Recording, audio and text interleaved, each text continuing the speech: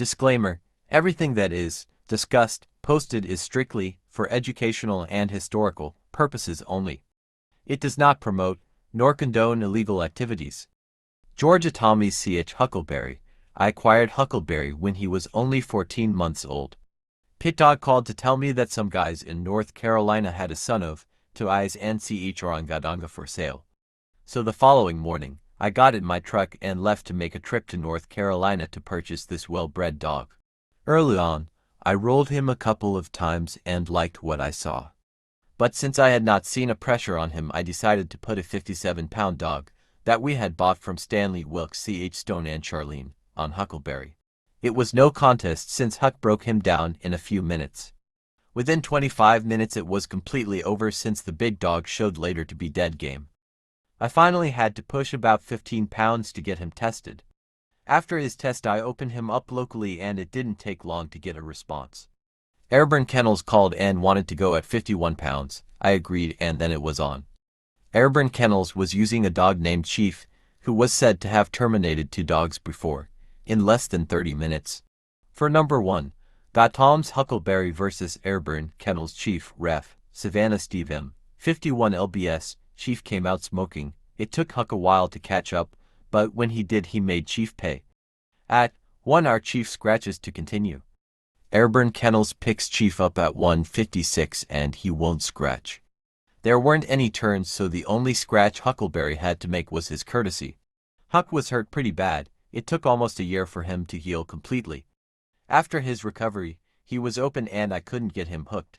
I called Pit Dog and within an hour we had him matched. Pit Dog had agreed to work him for this one. About 3 weeks out Pit Dog called and said I was hooked into Ch. Slick. A well-known killer. Ch. Slick had just came off a big win over a 3x winner. Akeem's Bobby. For number 2, got Tom's Huckleberry vs. Latin Boys Ch. Slick, ref. Tant. 50 lbs. Slick came out hard and put Huck on his back for 30 minutes. A turn was called on Huck at 33 minutes to get the scratching started.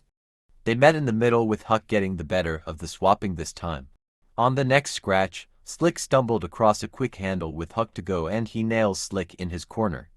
The final scratch is on Slick and he won't go. Huckleberry to ex-winner. This is the same night that GR champion Virgil won his championship. 8 months went by and I had collected 2 forfeits, when Crazy Side called.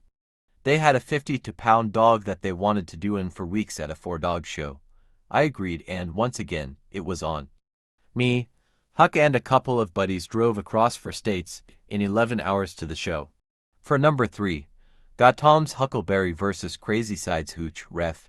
Gambler M. 52 lbs. Dogs met hard in the middle, but Huckleberry had too much of everything for Hooch and LJ picks up at 48 minutes and Hooch won't scratch. Huck flies across on his courtesy. During his campaigning we called out the best big dogs on the East Coast, usually with no response or some excuses.